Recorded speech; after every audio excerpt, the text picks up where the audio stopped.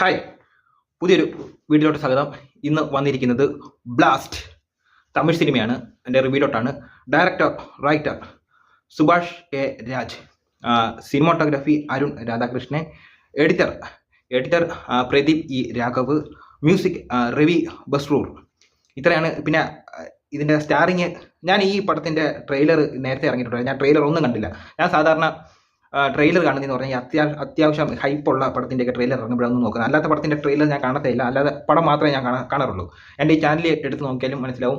അത്യാവശ്യം ഹൈപ്പുള്ള പടത്തിൻ്റെയും ഉള്ള പടത്തിൻ്റെയൊക്കെ ഒരു റിയാക്ഷൻ, ട്രെയിലറിൻ്റെ ഒരു അഭിപ്രായം മാത്രമേ ഞാൻ ഇതിനകത്തൂടെ ഷെയർ ചെയ്തിട്ടുള്ളൂ. ഇതിൻ്റെ ട്രെയിലർ ഒന്നും കണ്ടിട്ടില്ല.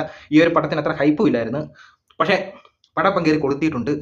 ഒറ്റ വാക്കി പറയാം, എൻ്റെ അഭിപ്രായം വെച്ച് നോക്കുകയാണെങ്കിൽ ഒരു രക്ഷയില്ല. കിടിലം പടം. എനിക്ക് തോന്നുന്നു ഈ 2026 ഹെവി പോസിറ്റീവ് പറയുന്ന പടം എനിക്ക് തോന്നുന്നു ഈ പടമാണെന്ന് തോന്നുന്നു. ഇതിനു മുമ്പ് എനിക്കൊന്ന് സർവം മായാന്ന് തോന്നുന്നു ഞാൻ ഏറ്റവും കൂടുതൽ ഹെവി പോസിറ്റീവ് പറഞ്ഞു. ബാക്കിയെല്ലാം ഈ പടത്തിൽ ഞാനൊരു ആവറേജ് അഭിപ്രായം മാത്രമേ ഞാൻ ഇതിനകത്തൂടെ ഷെയർ ചെയ്തിട്ടുള്ളൂ.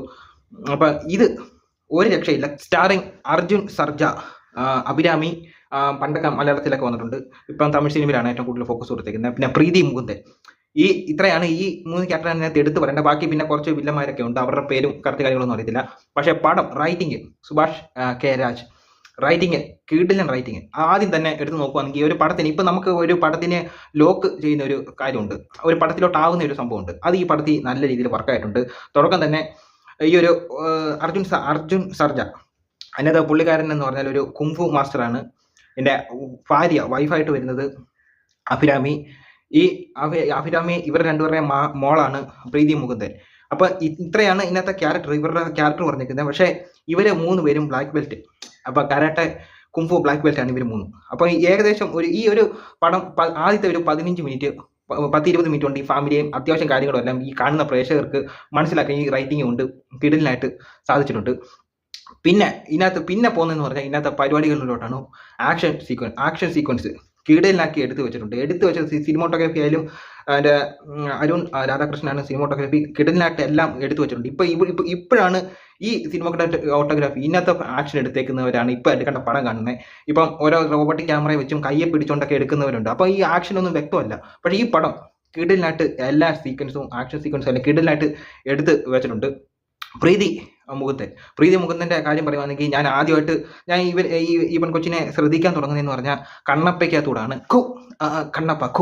അപ്പോൾ ഈ കണ്ണപ്പയ്ക്കകത്തൂടാണ് ഞാൻ ആദ്യമായിട്ട് ശ്രദ്ധിക്കാൻ തുടങ്ങിയത്. അപ്പോൾ അതിനുശേഷം സർവമായക്കകത്ത് ഇവനുണ്ടെന്ന്, ഈ പ്രീതി മുകുന്ദൻ ഉണ്ടെന്ന് അറിഞ്ഞ് ഈ സർവമായ ഹിറ്റ് ആവുന്നതിനൊക്കെ മുന്നേ, ആദ്യത്തെ ദിവസത്തിന് ശേഷമല്ലേ ഏറ്റവും കൂടുതൽ ആൾക്കാർ വരാൻ തുടങ്ങി. ഈ ഹിറ്റ് ആവുന്നതിന് മുമ്പേ ഞങ്ങൾ ഇത് കാണാൻ വേണ്ടി ഇരുന്ന സിനിമയാണ്. നിവിൻ പോളിയെ കൂടാതെ പ്രീതി മുകുന്ദൻ ഉണ്ടായതുകൊണ്ടാണ് അത് കാണാൻ പോയത്. പക്ഷേ പ്രീതി മുകുന്ദൻ അതിനകത്ത് ചെറിയൊരു ഭാഗം മാത്രമേ ഉള്ളൂ. സ്കോർ ചെയ്തത് മറ്റേ കൊച്ച. അപ്പം ഈ പ്രീതി മുകുന്ദനെ നല്ല രീതിയിൽ ഇതിനകത്ത് യൂസ് ചെയ്ത് വെച്ചിട്ടുണ്ട്. ഞാൻ ഇത്രയും നാളായിട്ട് ഒരു ആക്ട്രസ്ക്ക് കിട്ടേണ്ട ഏറ്റവും വലിയ ഹൈപ്പ് ഇപ്പം പ്രീതി മുകുന്ദൻ ഈ പടത്തിൽ കിട്ടുന്നുണ്ട്. ആക്ഷൻ സീക്വൻസ് ഞാൻ കണ്ണു തള്ളിപ്പോയി. എന്താ ഈ പ്രീതി മുകുന്ദൻ ഒരു ക്യൂട്ട്നെസ് ആയിട്ട് എല്ലാ സിനിമയിലും കാണിച്ചിട്ടുള്ളൂ. ഇതിനകത്ത് നേരെ മറിച്ച് നല്ലൊരു ആക്ഷൻ, എന്നുവെച്ചാൽ ലുക്കും ഉണ്ട്, നല്ലൊരു ആക്ഷനും ചെയ്യുന്നുണ്ട്.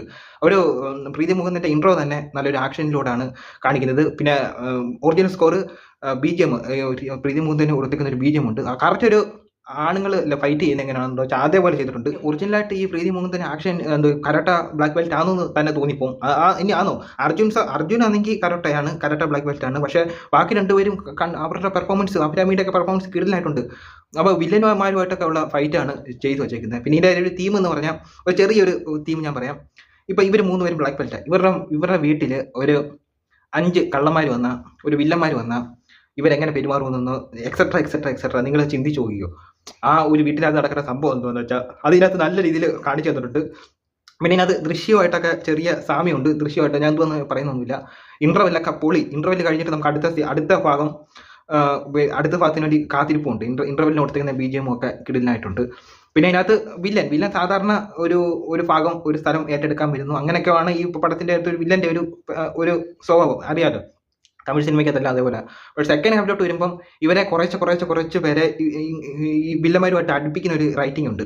അതായത് ഒരു മെഡിക്കൽ സ്റ്റോറിൽ വെച്ച് ഒരു സീൻ കാണിക്കുന്നുണ്ട്. ഒന്നാമത് അയാൾക്ക് വലിയ ആവശ്യം ഉണ്ടായിരുന്നു. ഒന്നാമത് ഇല്ലീഗലായിട്ട് മരുന്ന് മേടിച്ചുകൊണ്ട് പോകുന്നത്.